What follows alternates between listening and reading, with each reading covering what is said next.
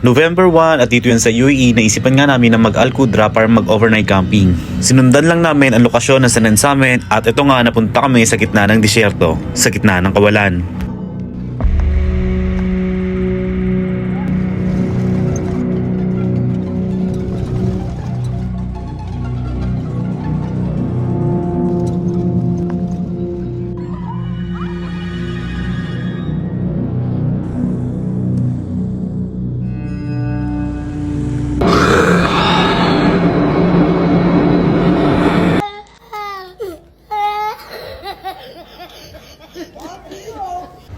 Hello guys, medyo late na nga pag-upload ng video na to.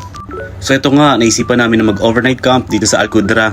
Dito nga pala sa pinuntahan namin ay nasa disyerto. At ayan nga, kung makikita ninyo ay mayroong nag-organize dito ng Halloween party. Actually, hindi talaga kami kasama sa party na to. Hindi lang talaga namin alam na may pa-event pala talaga dito.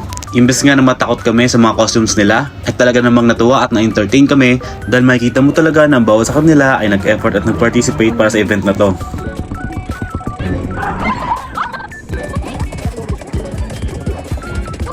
Pagkatapos nga ay nagluto at nag-ihaw na rin kami na aming makakain at ang sumunod ay hindi ko na nga nabidyohan dahil pagod na rin ako sa mga oras na to.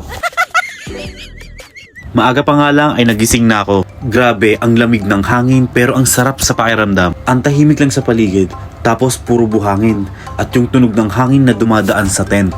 Habang sumisikat yung araw, ang ganda talaga. Yung langit may halong orange at gold. Parang cinematic scene sa totoong buhay.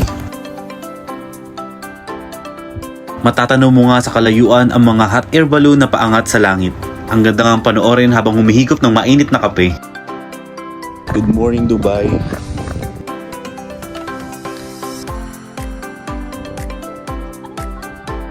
Tapos ayun pa, may powered paragliding na dumaan. Ang astig, parang sarap itry.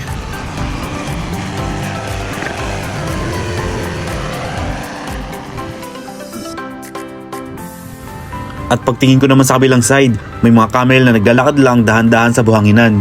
Ang chill lang nila tignan, parang wala talagang problema sa mundo. Ang ganda lang talaga ng vibe ng mga araw na to. At kahit medyo mataas na nga ang sikat ng araw, medyo malamig pa rin ang hangin.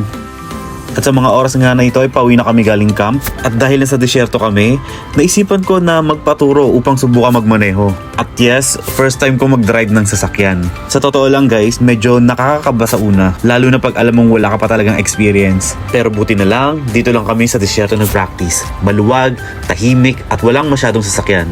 At habang tinuturuan nga ako kung paano humawak ng manibela, paano magpreno, mag-accelerate, parang nakaka-proud din.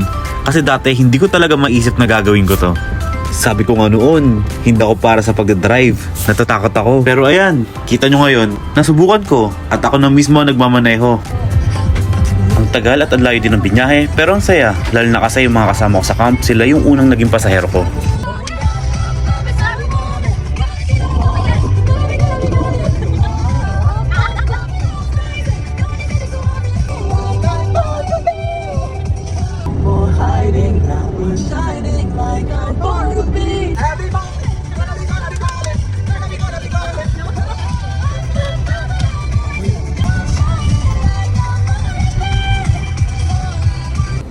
So ayun, pauwi na sana kami galing disyerto.